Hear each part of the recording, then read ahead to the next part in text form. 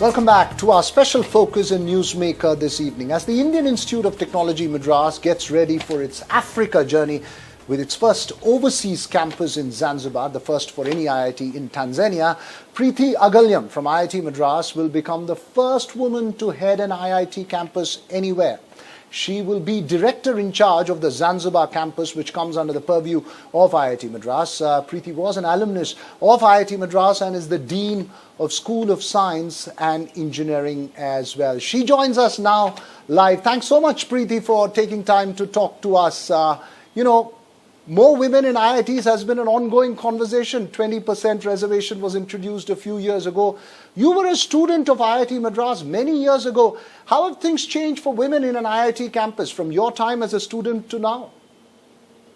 Thank you, first of all, Mr. Veera, for having me on this. It's a great pleasure. We are a minority, but as we often like to say, we are a very vociferous minority in the IIT campus. And I think it's a great honor, for anyone to be involved in an effort like this because it underscores the bilateral relations between the countries, and also it's a massive new step for IITs and IIT Madras.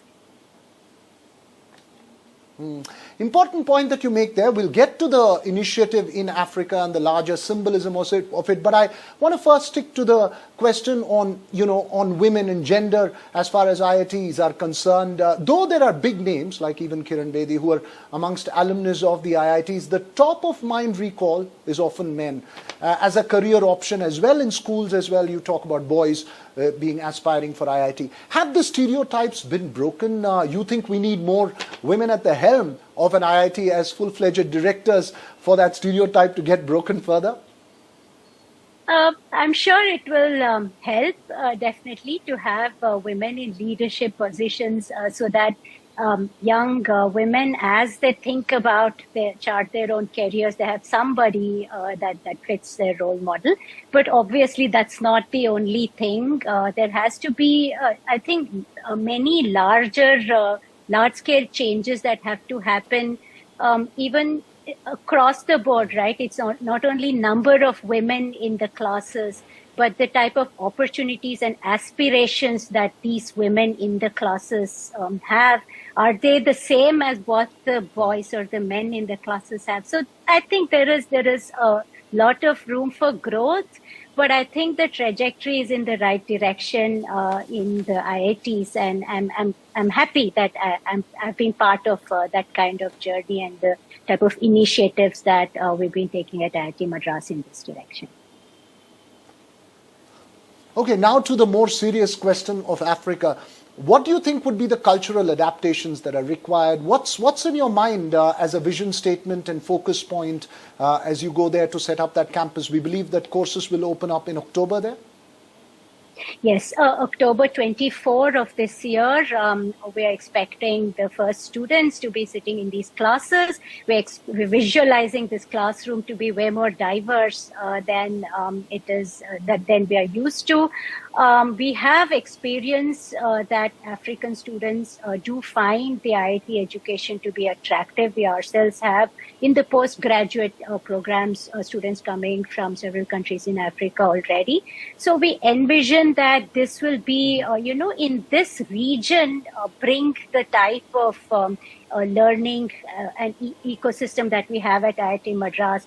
So the best place to study, to grow, to develop your personality as a young college student, and also in terms of research and innovation. IIT Madras is strong in, of course, from a research angle, but also student-led innovation is big. Entrepreneurship is everybody's sort of almost a go-to right now in our student population. So we want to bring all that culture over here, and just from a perspective of a student, the best place you can be. That's what we want. But in terms of being a global brand, IITians are around the world. They are considered one of the most respected engineers around the world. But IITs per se going global, you think that's really going to boost the stature of the institution? probably will, but I think it's more important that we make the IIT education more accessible. We have had 64 years of experience, and in terms of pedagogy, in terms of what it takes to put that puts our alumni right at the top of the chart in across the world, not just in India. Right. So I think we have that experience, and that's what we should bring into this international campus as well. Okay. And we are confident. Okay. Quick answer from you. We've seen concerns about IIT graduates in India non-sticking to core areas that they've studied at the IITs. Would that be a matter of concern to you, a large growing trend of IIT graduates taking up non-core areas as far as their career? Would that be a matter of concern to you? No, personally, I don't think so. I think they're so remarkably successful in what they do. And if they're not working in the core, they're creating opportunities for jobs in the core sector. So I think this is not something significant to worry about, in my view.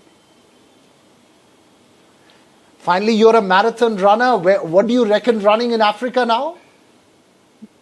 East Africans and running, what can go wrong, right? Of course, it would be, I would be too shy to rub shoulders with the people that are considered the world's best. But yes, I am a runner. I really do look forward to being able to do this here as well. Well, you're taking Chennai's running culture all the way to Africa, as well as the IIT culture across continents. Thank you so much, Preeti, for joining us, and all the very best for your tenure there at IIT Zanzibar. That's all we have time for on this show. We'll catch you again tomorrow.